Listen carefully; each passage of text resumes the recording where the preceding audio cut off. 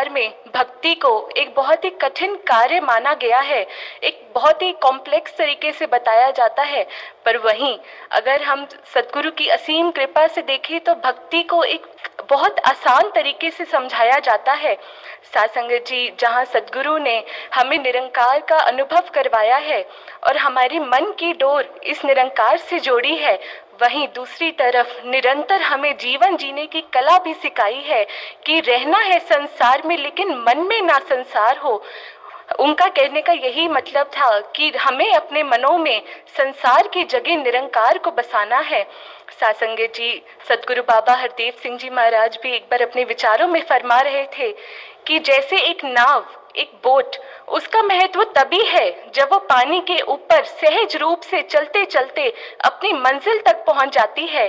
पर अगर उसी नाव, उसी बोट में एक बड़ा सा छेद हो जाए तो वही पानी जिसने उसकी मदद की थी अपनी मंजिल तक पहुंचने की, वही पानी उस नाव के अंदर आ जाता है और तब उस नाव का डूबना भी निश्चित हो जाता है।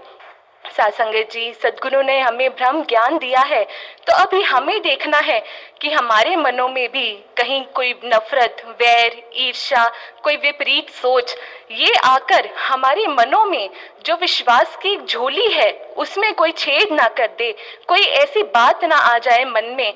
सासंगत जी, आज सद्गुरु माता सुदीक्षा जी महाराज हमें अलग अलग टॉपिक देकर एक छोटी छोटी पॉइंट्स बताकर हमें सिखा रहे हैं कि किस तरह हमें अपना जीवन जीना है और किस तरह हम अपने मनों में जो विश्वास की एक झोली है उसको पक्का कर सकते हैं।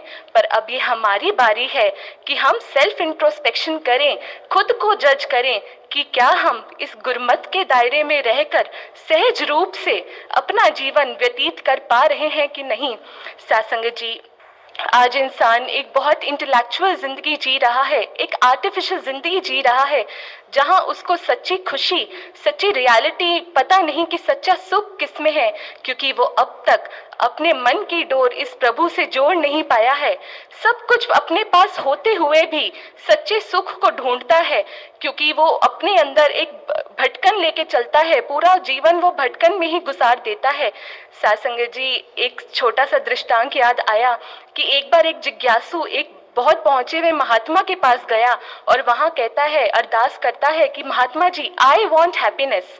तो महात्मा जी कहते कि बिल्कुल, आपको जो चाहिए वो मिलेगा, पर उससे पहले आपको कुछ सैक्रिफाइस करना पड़ेगा।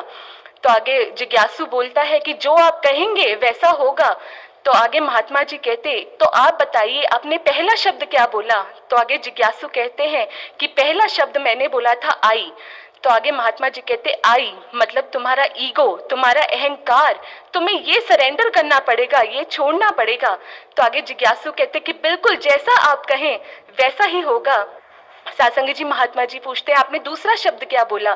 तो आगे जिज्ञासु कहता है कि दूसरा शब्द वांट बोला था। तो आगे महात्मा जी कहते वांट मतलब तुम्हारी इच्छाएं, तुम्हारी चाहनाएं, उनको तुम्हें सीमित करना पड़ेगा। तो आगे जिज्ञासु कहते कि बिल्कुल जैसा आप कहें वैसा होगा। तो महात्मा जी कहते अब जब तुम्हारे आई और वांट छोड़ दिया है तो तुम्हारे पास क्या बचता है। तो जिज्ञासु एकदम खड़े होकर बोले कि महात्मा जी हैप्पीनेस।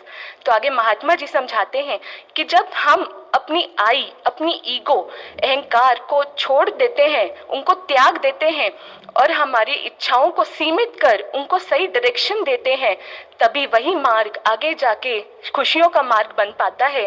सासंगे जी, एक सदगुरु माता सविंदर हरदेव जी महाराज भी एक अपनी प्रवचनों में एक बात कहते थे, जैसे आजकल हर एक चीज नापने के लिए एक पर्टिकुलर डिवाइस अवेलेबल है। जैसे स्पीड नापने के लिए स्पीडोमीटर अवेलेबल है, टेम्परेचर नापने के लिए थर्मोमीटर अवेलेबल है और वेदर फोरकास्ट जानने के लिए बैरोमीटर अवेलेबल है।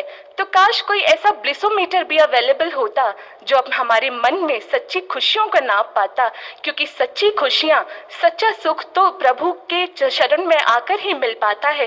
सासंगत जी, इसी सुख की प्राप्ति के लिए सदगुरु माता सुदीक्षा जी महाराज निरंतर हमें प्रेरणा दे रही हैं, निरंतर हमें शिक्षाएं दे रही हैं कि किस तरह हमें अपना जीवन गुरमत के दायरे में रहकर सहज रूप से आगे चलते जाना है, आगे बढ़ाते जाना है और इन सब को करते करते अपनी तोड़ निभा जानी है। सासंगत जी, बड़े प्यार से कहना, धन्यवाद जी।